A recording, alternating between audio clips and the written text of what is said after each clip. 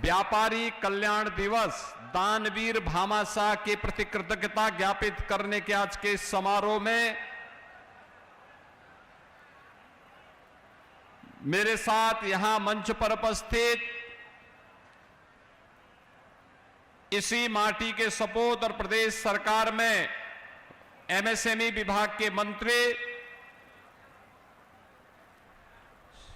चौधरी भूपेंद्र सिंह जी, प्रभारी मंत्री मुरादाबाद श्री अनिल कुमार जी, लोकप्रिय विधायक मुरादाबाद नगर श्री रितेश गुप्ता जी, लोकप्रिय विधायक कुंदर की श्री रामवीर सिंह जी, महापौर मुरादाबाद श्री विनोद अग्रवाल जी, जिला पंचायत अध्यक्ष श्रीमती सैपाली सिंह चौहान जी, विधान परिषद सदस्य श्री सत्यपाल सिंह सैनी जी, विधान परिषद सदस्य श्री जयपाल सिंह व्यस्त जी, विधान परिषद सदस्य श्री राम गोपाल अंजान जी, हमारे नवनियुक्त क्षेत्रीय अध्यक्ष श्री नवाब सिंह नागर जी, महानगर अध्यक्ष श्री गिरीश बंडोला जी, जिला अध्यक्ष श्री आकाश पाल जी, आरएलडी के जिला अध्यक्ष अनिल सिंह जी,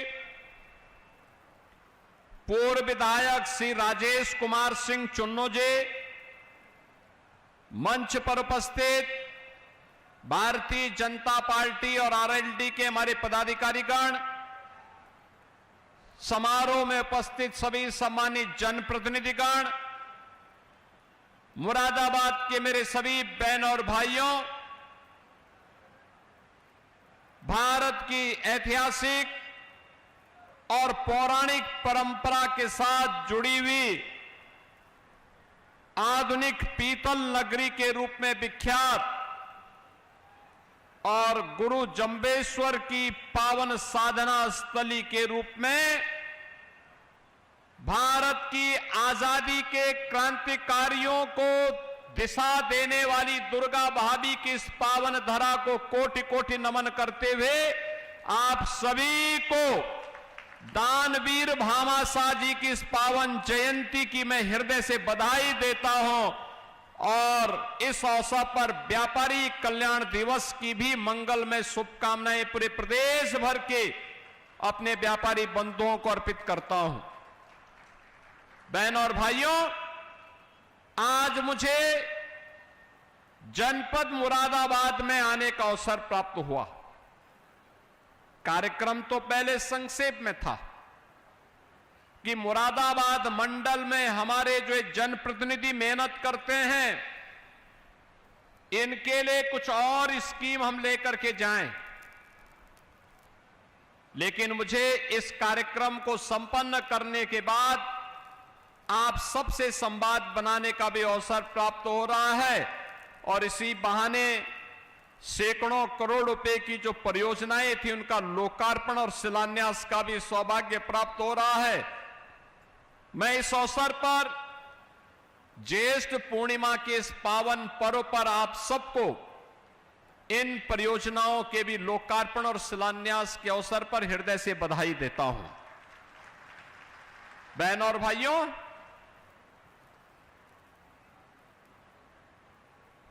हमारी स्वयं की संपत्ति और हमारा वैभव राष्ट्र की सुरक्षा में कैसे सहायक हो सकता है, दानवीर भामाशाह का प्रेरणादायी व्यक्तित्व उसका उदाहरण है।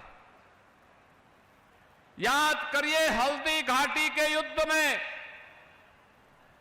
तत्कालीन परिस्थितियों को देखते हुए जब महाराणा प्रताप को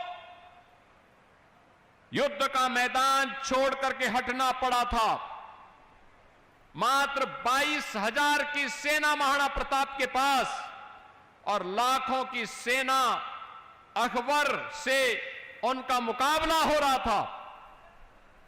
उस युद्ध में अंतिम क्षण की घटना के कारण कुछ ऐसा घटित हुआ कि महाराणा प्रताप को युद्ध का मैदान छोड़ करके जंगल की ओर पलायन करना पड़ा था। लेकिन हल्दी घाटी से प्रारंभ हुआ भारत के स्वाभिमान और विदेशी आक्रांताओं के खिलाफ लड़ाई बंद नहीं हुई। अरावली के जंगलों में लड़ाई लड़ती रही और एक समय ऐसा भी आया जब महाराणा प्रताप के पास इस युद्ध को लड़ने के लिए कुछ भी नहीं रह गया था।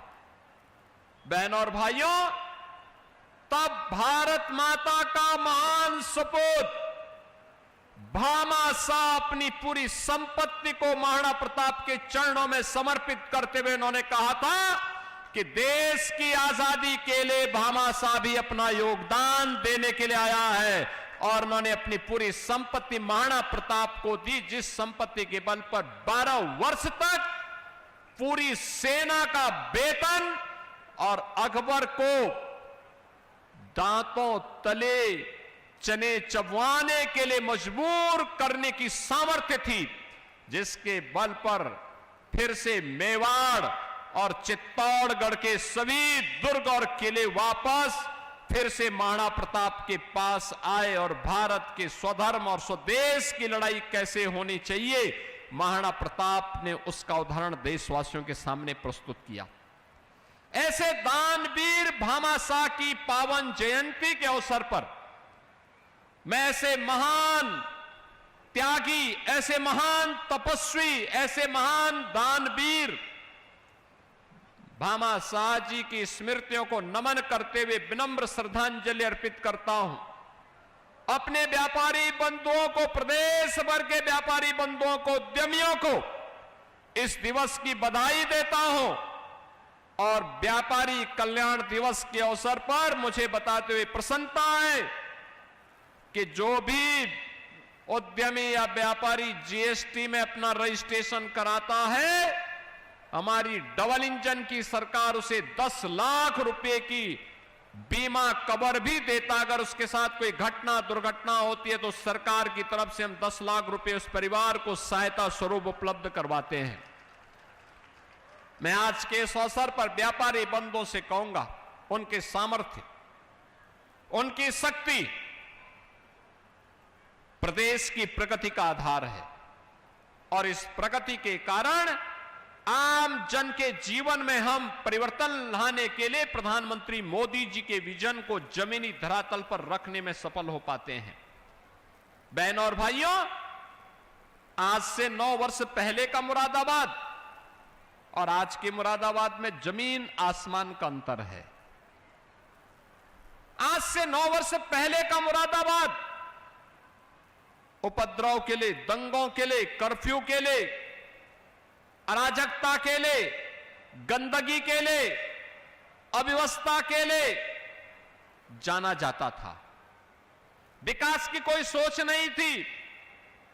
लेकिन आज का मुरादाबाद गुरु जंबेश्वर के नाम पर अपने विश्वविद्यालय के लिए जाना जा रहा है। मुरादाबाद के पास भी अपना विश्वविद्यालय है।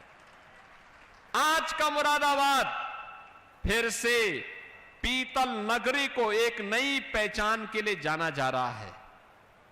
आज का मुरादाबाद यहां के युवाओं की प्रतिभा और ऊर्जा के लिए जाना जा रहा है। आज का मुरादाबाद यहां के अन्नदाता किसानों के नवाचार के लिए अपनी पहचान बना रहा है।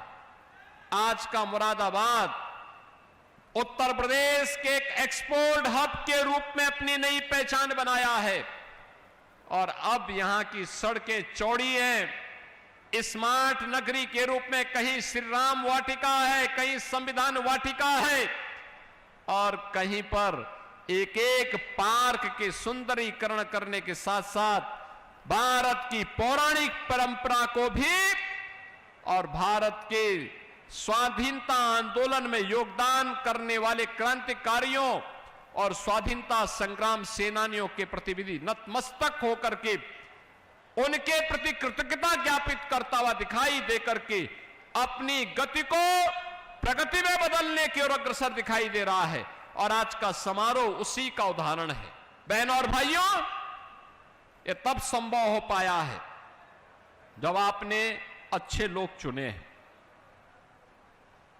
आपने रितेश गुप्ता जी को चुनाव जिताया और बाई इलेक्शन में आपने ठाकुर रामवीर सिंह को चुनाव जिता करके भिजवाया, तो बहनों परिणाम आपके सामने आज विकास हो रहा है।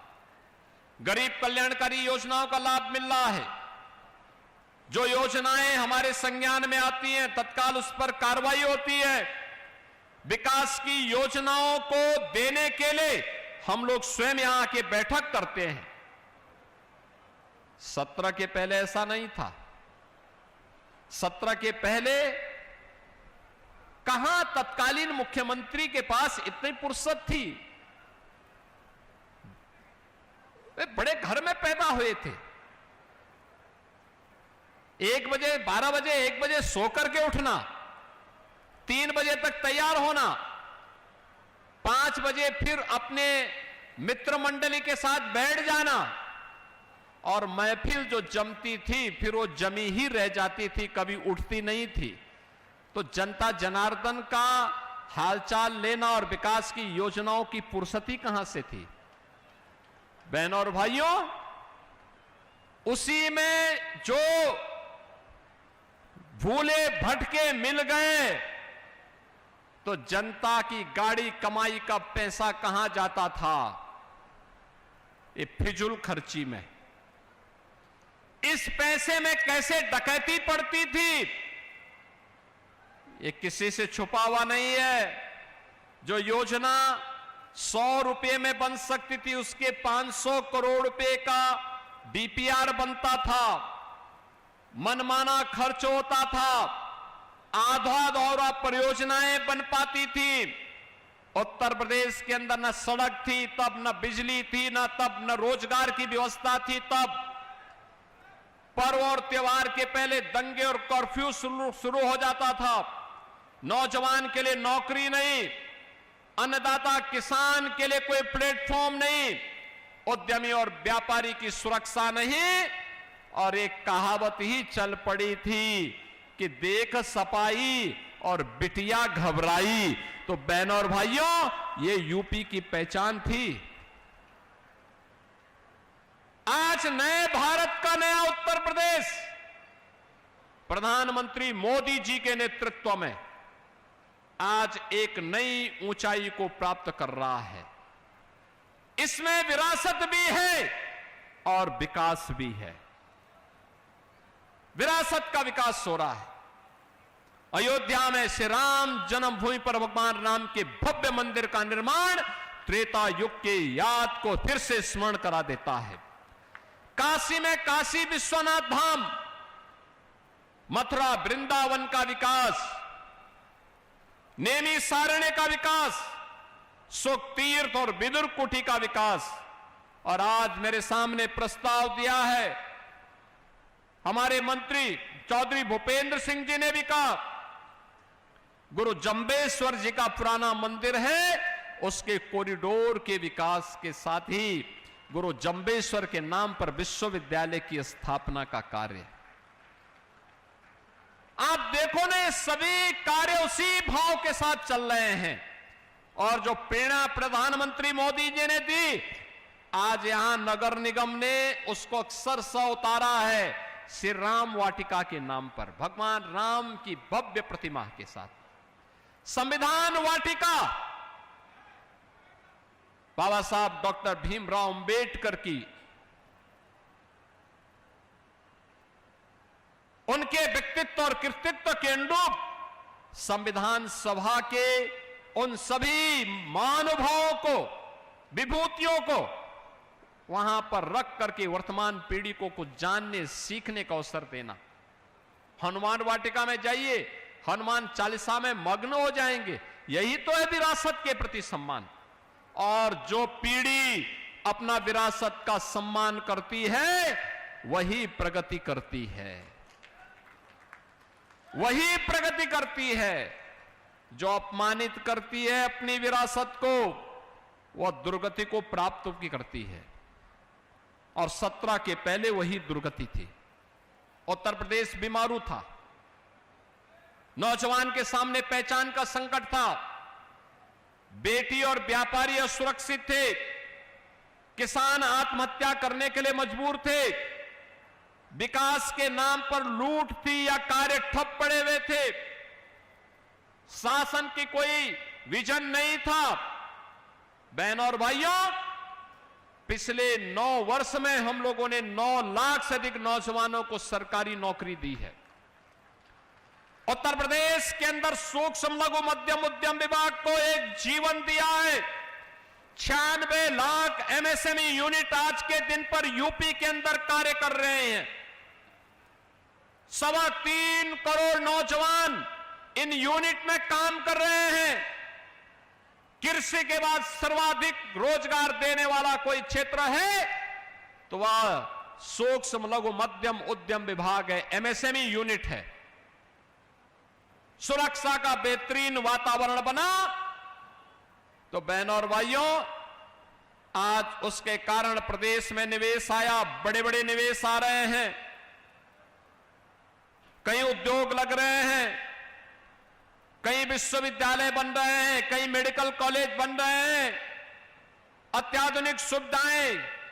और अब तो आप लखनऊ जाएंगे, यहां से आपके लिए पहले से एनएच की सुविधा थी, साथ साथ गंगा एक्सप्रेसवे से अगर आपने प्रयागराज की दूरी तय की तो यात्रा को बड़ा शानदार बना देगा। वर्ल्ड क्लास इंफ्रास्ट्रक्चर के लिए आज का यूपी जाना जा रहा है। देश के अंदर सर्वाधिक एक्सप्रेसवे का प्रदेश, सबसे अधिक एयरपोर्ट का प्रदेश, सबसे ज्यादा इंटरनेशनल एयरपोर्ट का प्रदेश, लॉजिस्टिक के रूप में, हब के रूप में जिस प्रदेश की अपनी पहचान बनी हो, सर्वाधिक रोजगार देने वाले प्रदेश के रूप में और सबसे तेज गति के साथ अपनी अर्थव्यवस्था को आगे बढ़ाने वाले प्रदेश के रूप में अब उत्तर प्रदेश हो गया है।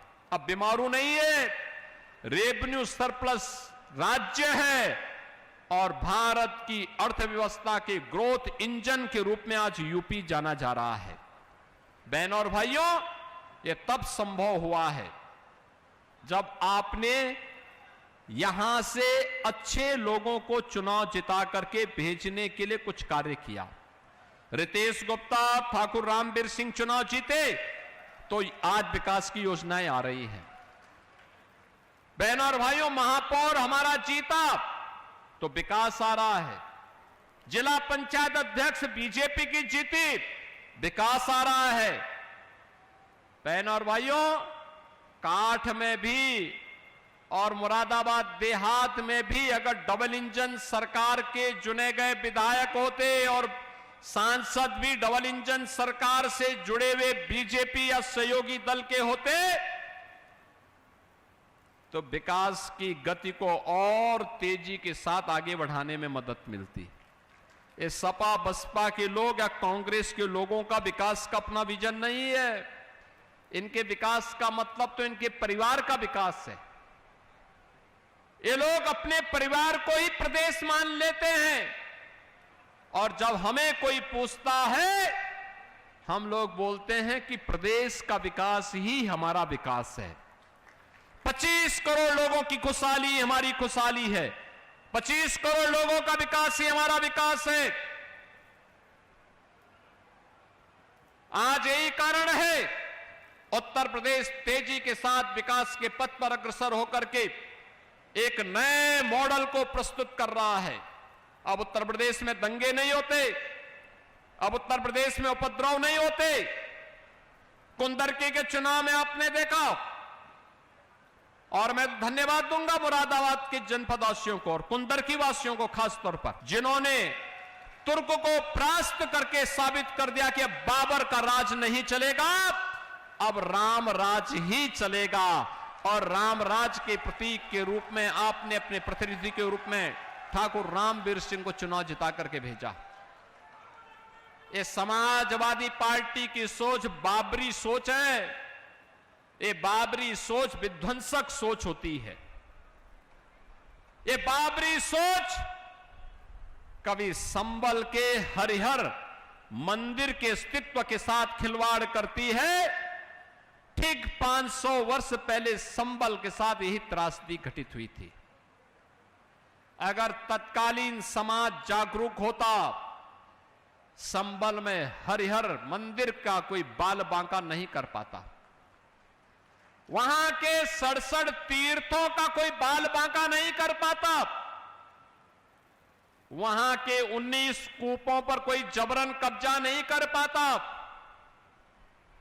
वहां पर कोई जबरन धर्मांतरण करके स्थानीय लोगों को जबरन आक्रांताओं के पीछे चलने के लिए मजबूर नहीं कर पाता।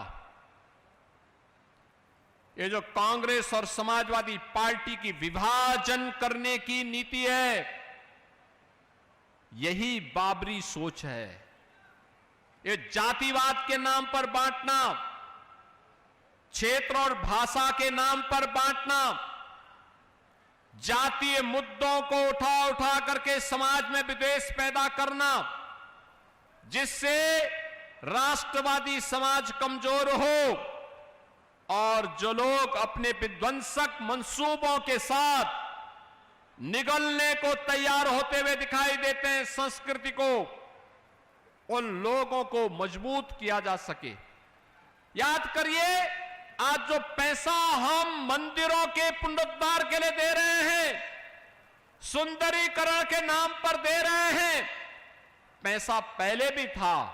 वह अंतर यह था, पहले पैसा पौराणिक और ऐतिहासिक स्थलों के लिए नहीं जाता था, पहले ये पैसा कब्रिस्तान की बाउंड्री के लिए जाता था, अब ये पैसा किसी मंदिर को सुंदर स्वरूप देने के लिए जाता है।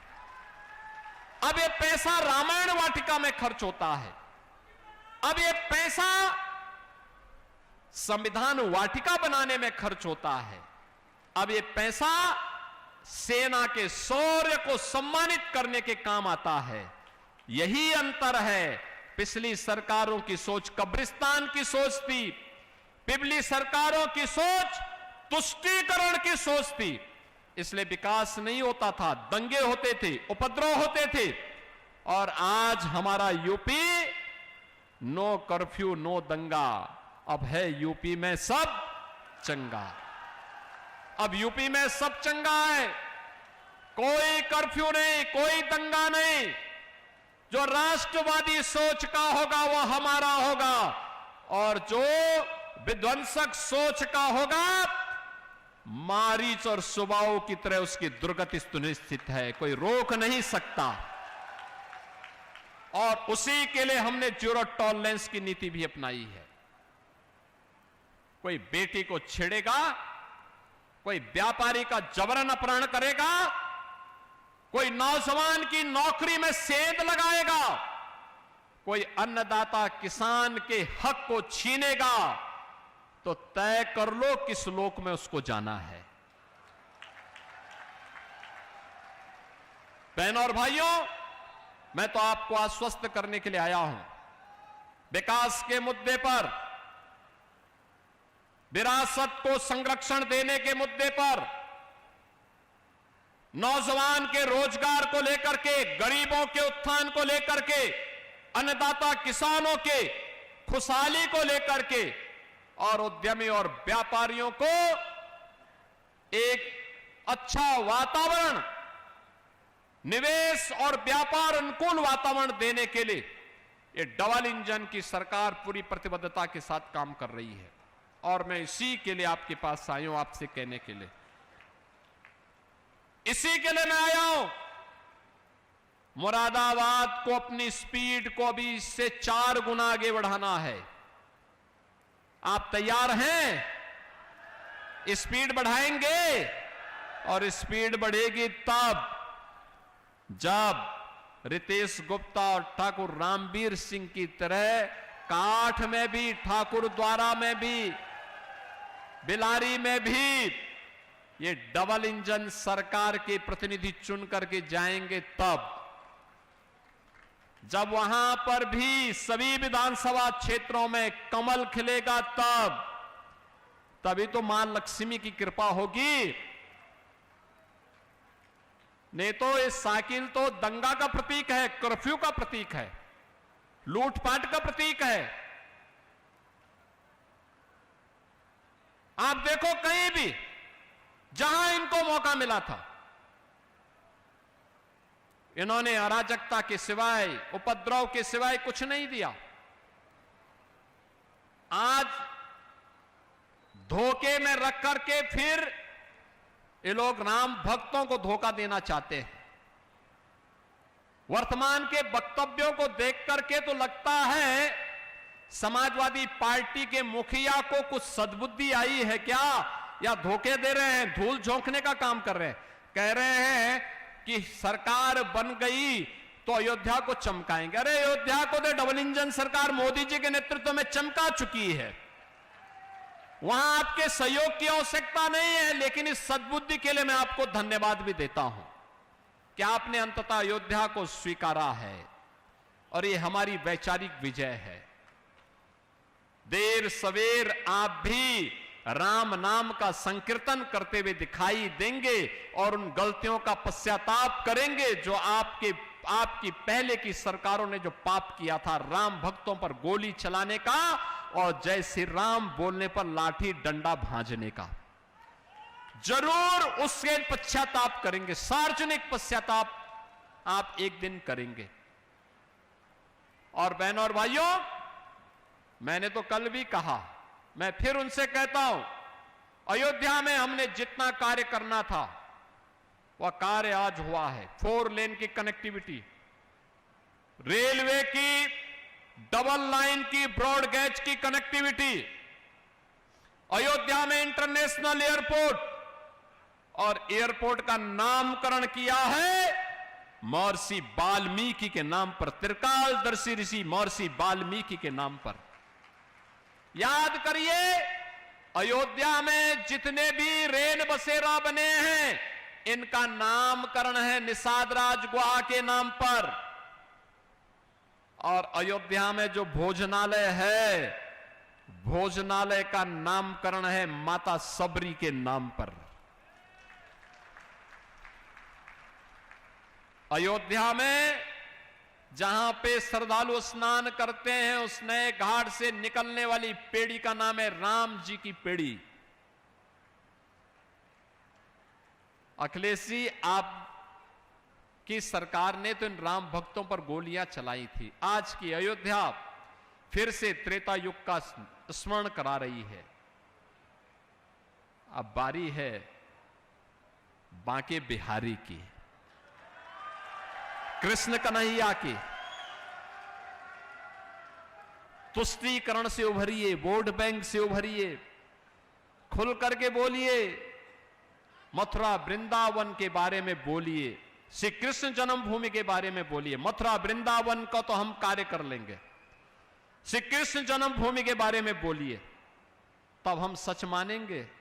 नहीं तो आपके झूठ सर, ये धूल झोंकने की राजनीतिक चाल पर जनता विश्वास करने वाली नहीं है, क्योंकि जनता को मालूम है कि अब समाजवादी पार्टी की साइकिल पंचर हो चुकी है, उसकी गति अब समाप्त हो चुकी है, अब उसकी चलने की सामर्थ्य समाप्त, खेल खत्म। अब जब खेल खत्म तो फिर आगे की कोई संभावना नहीं। संभावना नहीं तो आगे के बारे में स्वयं सोच रहे होंगे कि कुछ नहीं तो राम नाम का ही सहारा सही, और राम नाम का सहारा लेंगे तो इस जन्म में नहीं तो अगले जन्म में ही कल्याण हो जाएगा।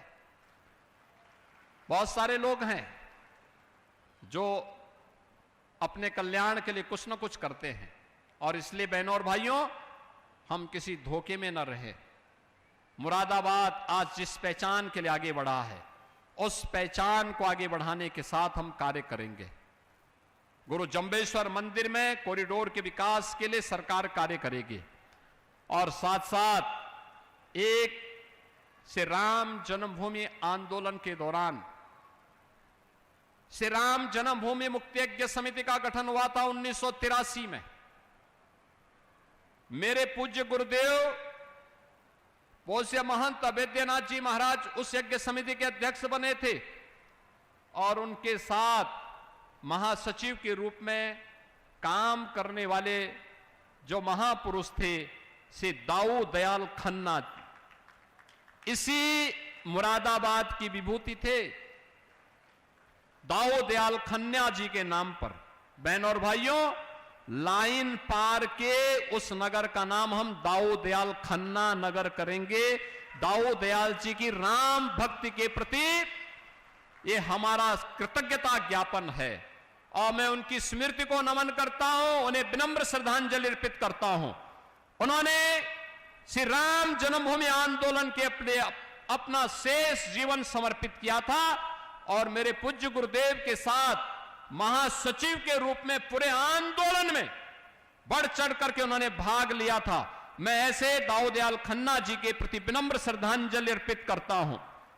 बहनों और भाइयों, आज के इस अवसर पर मैं एक बार फिर से जो ये सैकड़ों करोड़ रुपए की परियोजनाएं, 63 परियोजनाएं आज मुरादाबाद की नगर और कुंदर की विधानसभा के साथ साथ थोड़ा बहुत देहात विधानसभा की भी योजनाएं हैं, इन सभी के लिए मुरादाबाद वासियों को, तीनों विधानसभाओं के जनता जनार्दन को, अपने दोनों विधायकों को, यहां के माननीय जनप्रतिनिधियों को हृदय से बधाई देता हूं और अपनी वाणी को देता हूं विराम। मेरे साथ बोलेंगे जय जय श्री राम।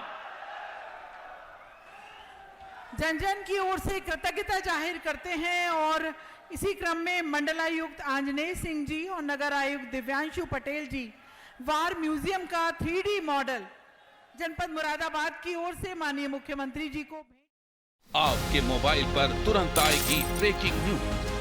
स्क्रीन पर सबसे पहले दिखेगी बड़ी खबर, देश दुनिया की हर खबर एक जगह। अब आपके मोबाइल पर तुरंत फटाफट इंस्टॉल कीजिए न्यूज नेशन ऐप और रखिए खुद को अपडेट।